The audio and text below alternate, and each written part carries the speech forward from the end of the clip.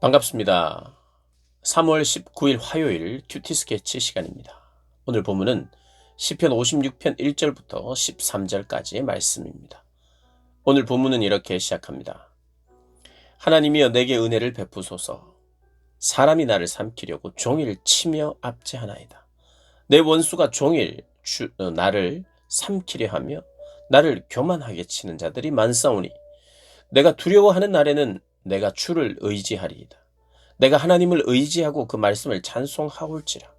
내가 하나님을 의지하였은즉 두려워하지 아니하리니 혈육을 가진 사람이 내게 어찌하리이까. 오늘 본문은 이 표제어로 다윗이 가드에서 블레셋인에게 잡힐 때라는 그런 환경, 그런 배경을 가지고 시를 지었습니다. 그러니까 너무 안타깝고 힘든 그런 상황이죠. 블레셋은 적의 국가인데 거기에 숨어서 그리고 사울 왕을 피해서 갈 수밖에 없는 그런 어려운 시간이었죠. 그곳에서 또 미친 척하기도 하는 그런 삶을 살았습니다. 그래서 오늘 본문에 보면 나를 삼키려고 하는 사람이 많다, 압제하는 사람이 많다, 나를 종일 삼키려 하고 교만하게 치려는 사람이 많다. 그리고 5절을 넘어가면 종일 내 말을 곡해한다. 정확한 그런 상황이 뭔지는 모르겠으나 어떤 형편에서 이런 일들이 있었는지는 모르겠으나 어쨌든 우리가 이 말은 알겠죠. 종일 내 말을 곡해한다. 내가 하는 말마다 이렇게 딴지를 건다는 거죠. 나는 그런 뜻으로 한 이야기가 아닌데 곡해를 하는 거예요. 그러니까 곡해의 귀재, 왜곡의 귀재들이 있죠. 요즘은 어떤 뉴스가 이렇게 보도가 되거나 아나운서가 어떤 말을 하면 그 말을 곡해해서 새롭게 해석해서 막 그 사람들이 이야기하는 경우가 참 많아요. 뭐 물론 정확하게 찝어주는 경우도 없잖아 있겠으나 곡해를 하려고 의도적으로 하는 사람들이 많아요. 그리고 그런 걸 또 개인 방송에서 막 이야기를 하는 경우도 있죠. 아니면 말고라는 식 그런 것도 있습니다. 그리고 숨어서 내 발자취를 지켜본다. 뭐 실수 안 하나?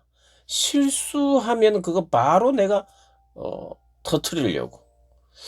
그래서 우리가 생각을 해야 돼요. 요즘 어떤 시대를 살아가느냐? 너무 고발하는 시대를 살아갑니다. 좋은 걸 고발하고, 좋은 걸 이야기하고, 정말 나쁜 것을 좀 하지 않도록 미연에 방지하는 예방 차원에서의 고발은 괜찮아요. 그런데 왜곡시키려고 하고, 무너뜨리려고 하고, 그런 어 그런 그 왜곡이 더 많거든요. 남을 무너뜨려야 내가 사는 경우. 그게 참 많습니다. 내 경쟁자를 무너뜨려야 내가 돈을 많이 버는 경우. 그러니까 이 시대가 뭐 다른 시대도 마찬가지입니다만은 사람의 말을 곡해하고 사람의 행동을 곡해해서 그 사람들을 무너뜨림으로 말미암아 나의 위상이 또 나의 수입이 더 많아지면 그런 일들을 하는 거예요.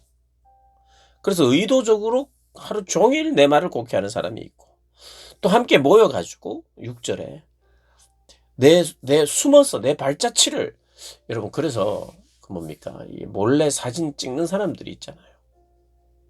갑자기 생각이 안 나는데 연예인들의 일상을 이렇게 숨어서 막 찍어가지고 올리는 사람들 나쁜 사람들이에요. 나쁜 사람들입니다. 그런 일을 하면 안 되죠. 숨어서 내 발자취를 하루 종일 지켜보다가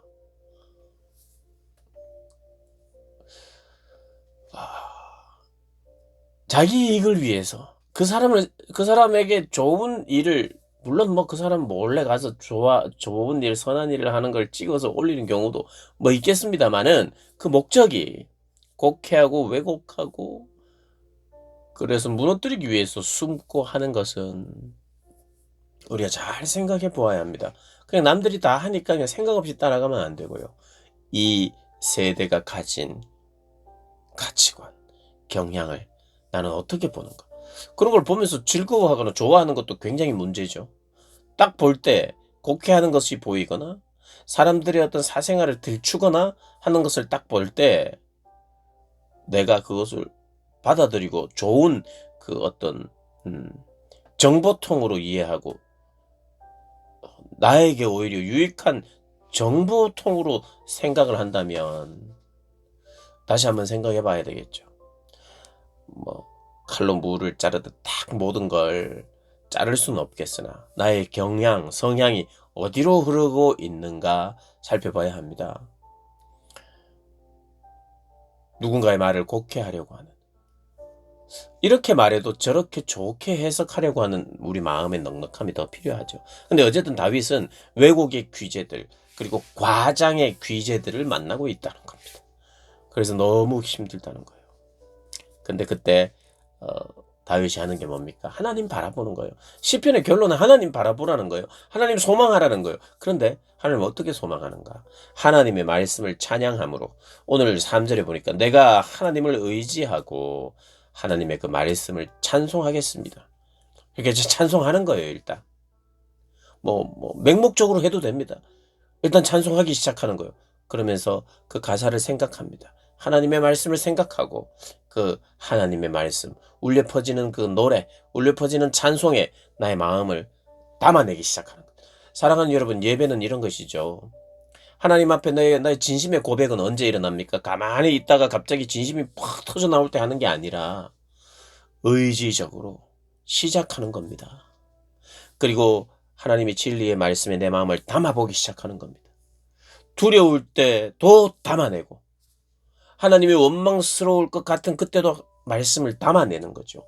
그래서 찬송을 하면서 하나님의 말씀을 찬송하면서 하나님을 생각하면서 하나님을 의지를 하기 시작합니다. 그러면 어떤 일이 벌어지느냐? 하나님이 누군지가 커지죠.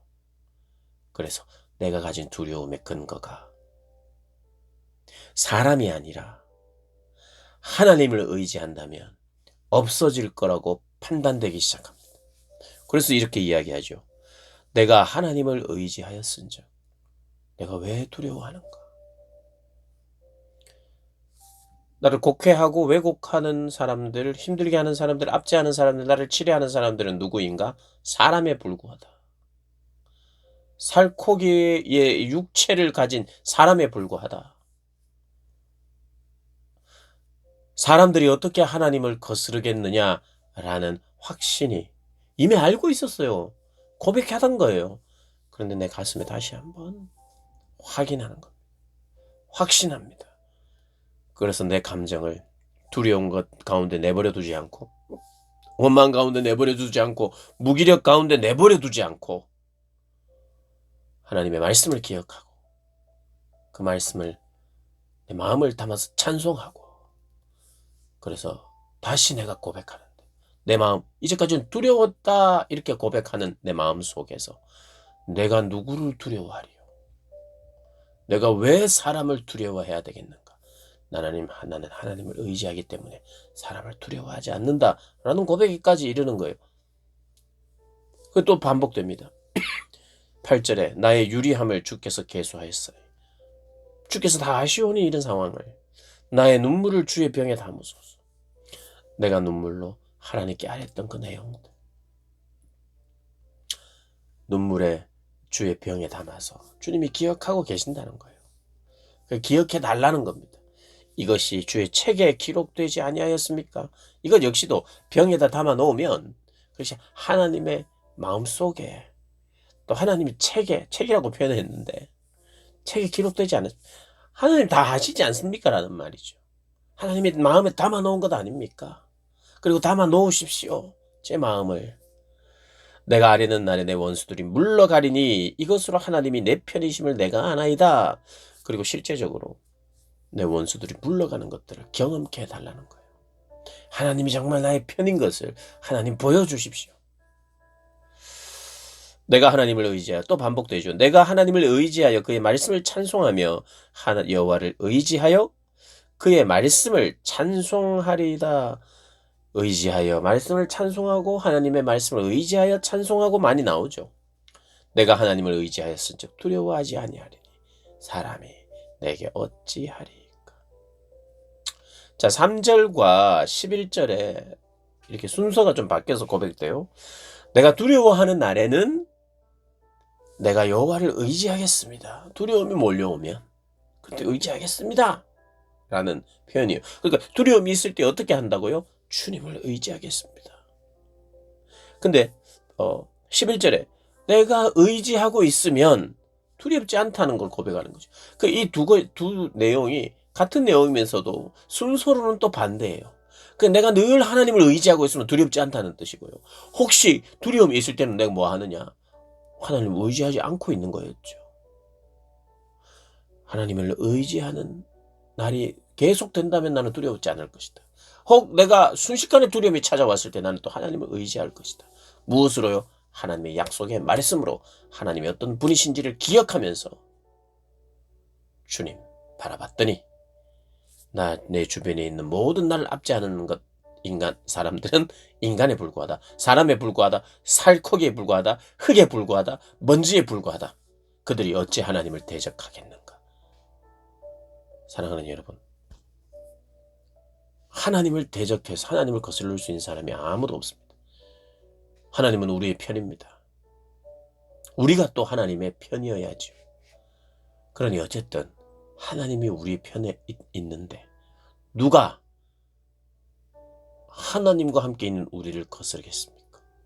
거스르는 것 같고 다윗도 낙담할 수밖에 없는 그런 어려운 형편이에요. 이미 나를 거슬러서 누군가가 괴롭히고 있는 상황이에요. 그런데 이렇게 고백하는 겁니다.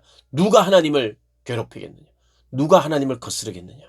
하나님이 함께한 나를 지금은 거스르려는 것 같고 힘들고 압제하고 나를 쳐서 나를 몹시 두렵게 하지만 그러나 더 이상 어떻게 할 수 없는 존재가 사람이라고 고백하는 거예요. 사랑하는 여러분, 상황은 여러분을 무너뜨릴 수 없습니다. 실족하게 할 만한 상황들이 막 생기지만 시인은 그렇게 고백합니다. 마지막에 주께서 내 생명을 사망에서 건지셨음이라 사망에서 또 건질 것입니다 라는 고백이기도 해요. 주께서 나로 하나님 앞 생명의 빛에 다니게 하시려고 실족하지 아니하게 하지 아니하셨나이까. 내가 하나님께 구원을 받았기 때문에 감사하기도 하지만 내가 장차 받을 구원을 기대하고 확신하면서 감사하는 것, 그것이 우리의 삶이죠.